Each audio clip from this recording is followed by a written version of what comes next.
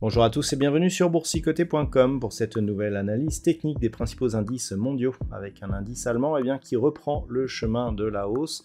Attendez une rupture ici de la zone des 16 000 points, donc qui était donc la moyenne mobile 20 exponentielle et puis une zone ici intermédiaire, zone médiane ici du range que nous avions.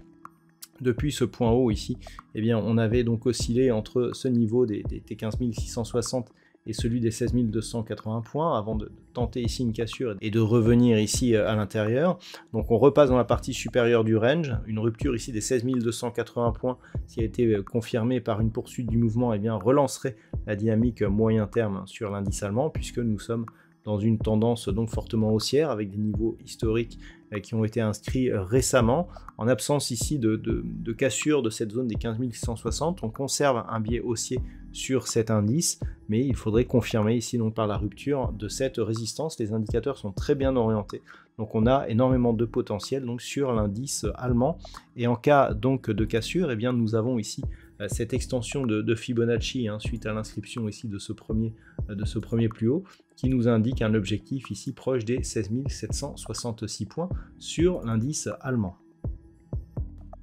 Sur l'Eurostoxx 50, nous sommes ici très proche de cette zone de résistance des 4415 points. Ce niveau, il est historiquement très proche ici des plus hauts historiques qui avaient été inscrits ici à la fin de l'année 2021. Donc c'est un signal qui pourrait nous donner, suite à cassure ici, l'inscription de nouveaux plus hauts historiques sur cet indice européen.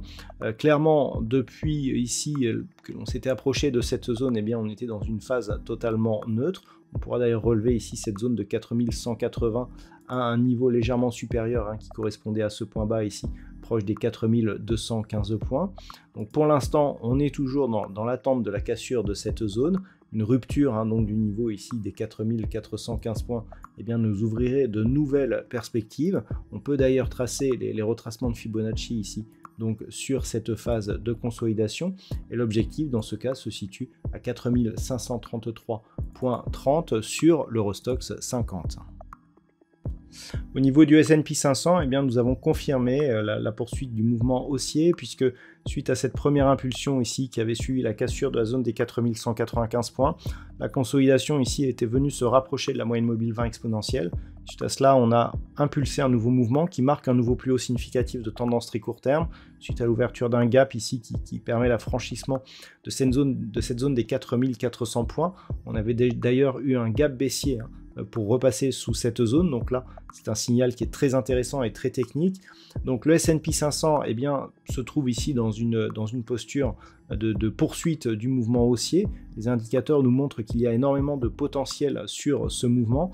Lorsqu'on élargit donc la zone, on se rend compte qu'il y a encore du chemin à faire pour revenir sur les niveaux historiques de cet indice. Pour l'instant, en tout cas, on a confirmé la poursuite du mouvement. La consolidation n'est même pas revenue chercher ici la moyenne mobile 20 exponentielle.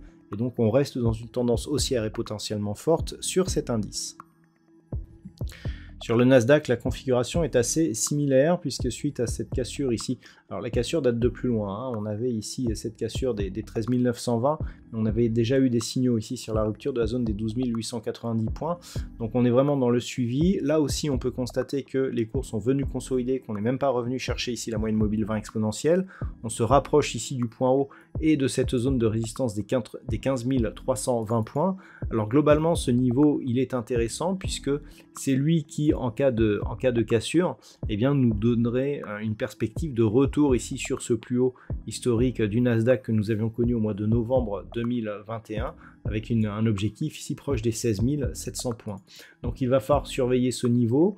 Ici ce niveau il est à 15 320 points, il semblerait que l'on soit assez proche de pouvoir le casser. En tout cas la dynamique actuelle va en ce sens, les indicateurs là aussi sont plutôt bien positionnés, donc on reste sur une dynamique haussière et potentiellement forte sur l'indice des technos américaines.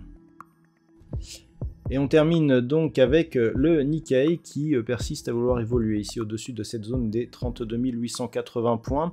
Donc on avait eu ici un retour sur la moyenne mobile 20 exponentielle, mais on voit que cette moyenne mobile a bien agi ici comme support. Donc on est clairement plutôt sur une poursuite du mouvement.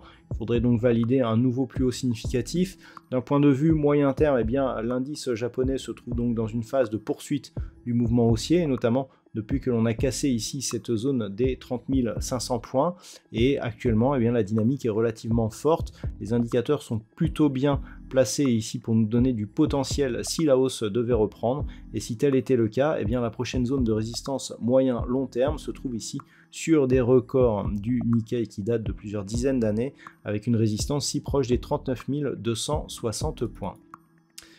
Voilà donc ce que l'on peut dire sur l'analyse technique de ces principaux indices mondiaux. Je vous souhaite de passer un très bon week-end. On se retrouve dès la semaine prochaine pour d'autres analyses techniques, toujours sur le site boursicoté.com.